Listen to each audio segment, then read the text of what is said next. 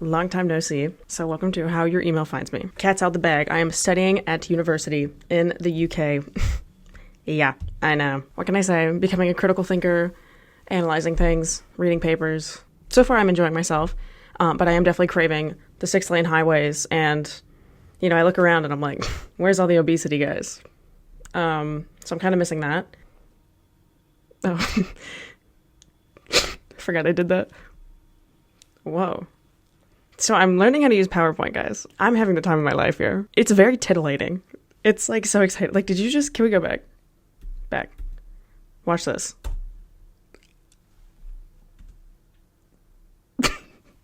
Like, when, in what world would you be a business person and you're like, I need this word. I need it to bounce around. I need to give it a jiggle. Imagine you're in a business meeting and they're doing like quarterly reports. And they're like, all right, guys, bad news. We are down 50%. Like, do you know what I mean? And then that illustration. Okay, whatever. You get the point. I forgot about this one. I love her. Whoa. I made this a couple days ago, so I'm in the soup with you. This is quite amusing. Guys, do I look British? Okay.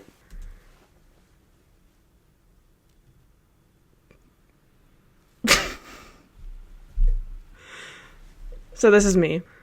Do I look British? Like, if you saw her walking, do I look like I'm gonna say Tuesday or Tuesday? I think I definitely have the billboard forehead, and I got like the colonizer lip set, you know? By that I mean like I have a mono lip. Actually, I just put on a little bit of lipstick, or it's a lip oil. The way I put on lip products is I put it on and then I take it off. My lips are so non-existent where if I put lip product on, it just highlights the fact that they're non-existent. This is me. Okay, let's talk about the anarchy here. When people walk on the street here, like on the sidewalk, from what I've observed, okay, the data suggests, from my personal experience, this is not empirical evidence. In America, everybody walks on the right side of the sidewalk, right? Because because it's a pattern that we follow, right? We drive on the right side of the road.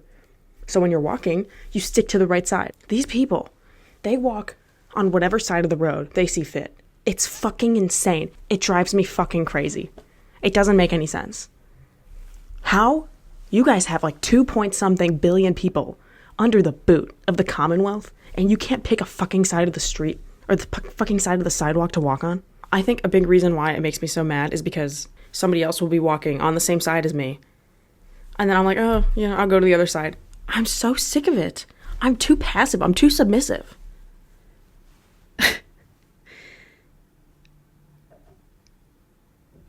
Submissive and breedable in the sheets, dominant and infertile on the streets. That's how I have to start being, because right now I'm like I'm too submissive. That being said, is there anybody here who is submissive in the sheets but also jaywalks? If so, do you feel like that behavior is kind of an outlier from your normal, mode of being? I think we should do an experiment on that. I think that we should conduct a survey. But is there a correlation between being a rule follower? Actually, no. Cigarette. This is a beautiful slide. It's like cotton candy. Everybody here smokes cigarettes. Everybody here consumes nicotine, but especially a lot more cigarettes, because I think vaping, it's quite common in the US. I feel like cigarettes have kind of gone out of style with the younger generation. We're an electronic nicotine kind of crowd. I think cigarettes, they're like shelled pistachios, because a vape, you could easily hit that. That's what she said. You could suck on the teat of a vape anywhere, like anytime, any place, and it releases like a fruity aroma. You can do it in a house, you can do it with a mouse, you can do it in a box, you can do it with a fox. It's like a pistachio that's been deshelled for you, okay? But then cigarettes, you have to go outside. You got to put your coat on, you got to get bundled up, and you got to go outside. You have the process of opening the pistachio. That is important. I don't think anybody should consume nicotine, but I think if we did, I think cigarettes are the right choice. Uncrustables tuna salad sandwich. That's actually not funny. How are we going to beat AI if no one's going to go outside to smoke a cigarette? Yeah, we need more cigarettes, okay? Also, I think it's... Whoa, did you hear that? If you smoke cigarettes, hey. Sleeping with a cigarette smoker. They're probably going to die sooner rather than later from lung cancer or something, some other complications. And so I feel like sleeping with a cigarette smoker, when you think about it, it's kind of an act of charity. Am I not on par with the Make-A-Wish Foundation? You know what I mean? So, come home to mommy. Oh, I forgot I did that. The thing with cigarettes, I think I'm going to buy a pack, not to be religious. I think the only time I think it is acceptable to smoke a cigarette is when it is like a maraschino cherry. In the sense that I think smoking a cigarette, imagine, okay. Oh my God, I had sushi today and the avocado in the sushi roll was so bad. It was horrendous. And I have like the bad avocado taste in my mouth. Okay, listen. Maraschino cherry. A cuckoo. Don't you call him baby. I'm sorry. Harry Styles. Maraschino cherries. He likes his cherries when the maraschino. Sorry. Remy Wolf. Maraschino cherry. Cigarettes are good as like the cherry on top of a certain experience. Like, for example, a drunk cigarette. It's okay when it's like an extra little, like, yeah, like a little cherry on top of like your night out. You know, you go drinking, you have one drunk cigarette, magnifique, a post-coital cigarette. So like a drunk cigarette, a post-coital cigarette, but it just, you have to be careful that when you start putting the maraschino cherries on top of desserts, that it doesn't turn into you're just eating maraschino cherries out of the jar. You know, it can't be like a Tuesday morning and a cigarette. Do you know what I mean? That's kind of my thoughts on cigarettes. I need to scream. I feel like a chihuahua living in an apartment whose owner is not supposed to have any pets. I'm meant to bark. I'm meant to be fucking annoying. I'm meant to make you want to claw your eyes out. And I can't do that. I'm kind of struggling with that. Also, I just miss my car. I miss yelling. I miss screaming. I feel this itch in my throat. Like I just need to scream.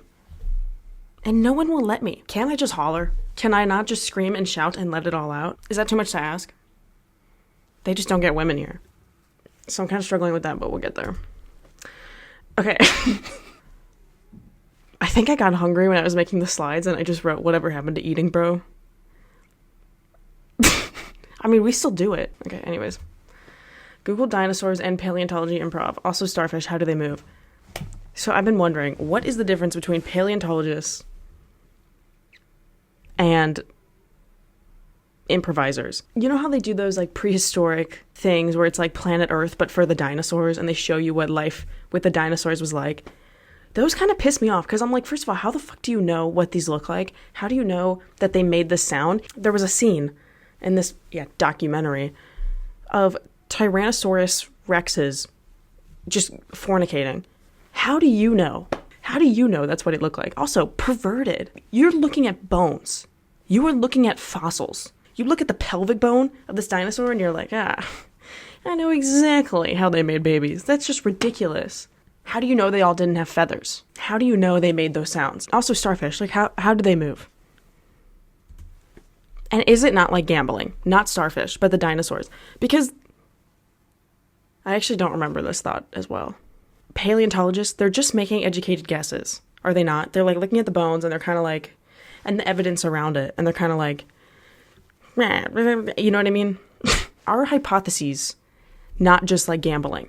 Because when you're gambling, especially with sports betting or like horses, you know, you're kind of looking at the horse and you look at the lineage maybe. My hypothesis states that if I put 300 down for Rainbow Dash, that they will win the Kentucky Derby. Like you're making educated guesses. Sometimes you're just throwing spaghetti at the wall and seeing what sticks. Paleontologists, are they not just gambling with no repercussions?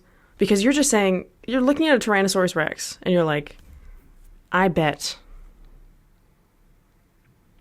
it did not have feathers. And everybody just agrees. Like we just trust these bone people. They're just playing with bones. What is the difference between a paleontologist and a caveman? I'm sorry, I don't know why I'm so mad at paleontologists because actually dinosaurs are really cool. They lived for millions of years. We've only been here for like a fraction of a second compared to that. And they kept the earth in such pristine condition because they were all vegan or something. I don't know. Like,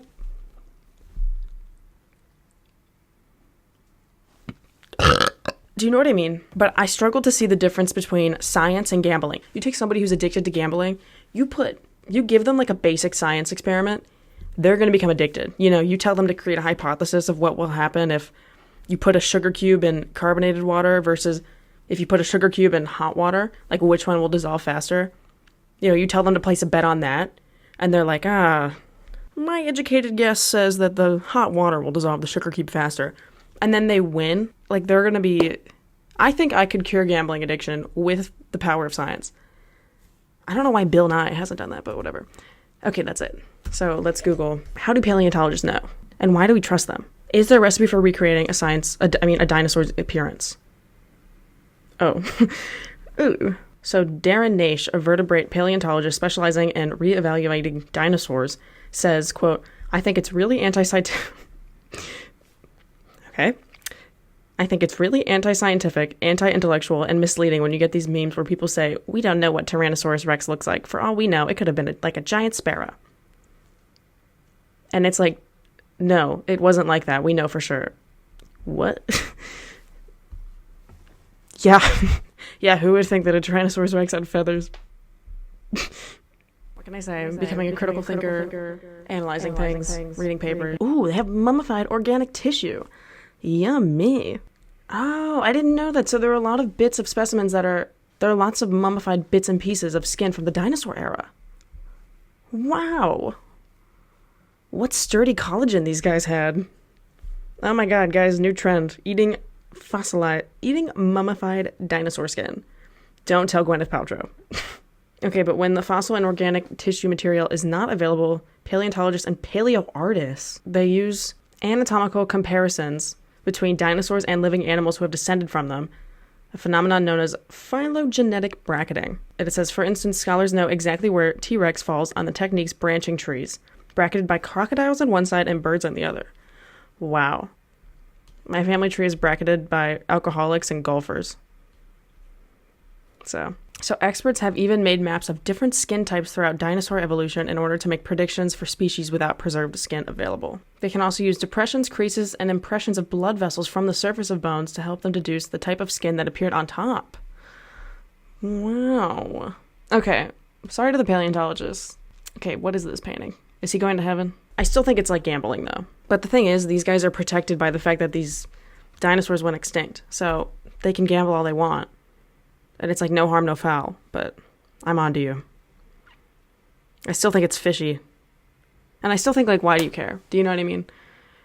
I literally just said dinosaurs are cool, but for legal reasons, I never said that. Anyways, it's like, I feel like the optics of liking dinosaurs just isn't so great. It's like liking Harry Potter. But the person who invented dinosaurs... Well, an argument could be made. If God did invent the dinosaurs, is he not just like J.K. Rowling in the fact that he's transphobic? Or is he not transphobic? Is that just what the people who follow him say? Because they're mean. See, a lot to think about.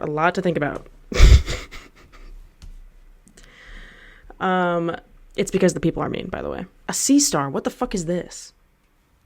Ew. A sea star? A sea star? A sea star desist. Sorry, that wasn't funny. A sea star. Why are we calling him sea star? Can you shut the fuck up? Don't piss me off. They're called starfish. Everybody knows they're called starfish. Actually, I can't even read this. It's making me so mad to see sea star.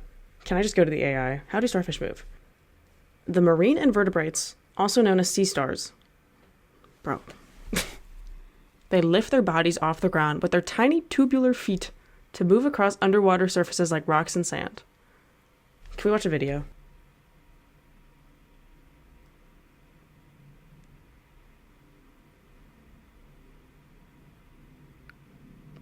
Wow. Don't worry, mommy's back. Went out to get cigarettes. Just want to say thank you so much for watching. Bye, guys. Love you so much. Here's a kiss. Catch. Oh my god, catch the kiss.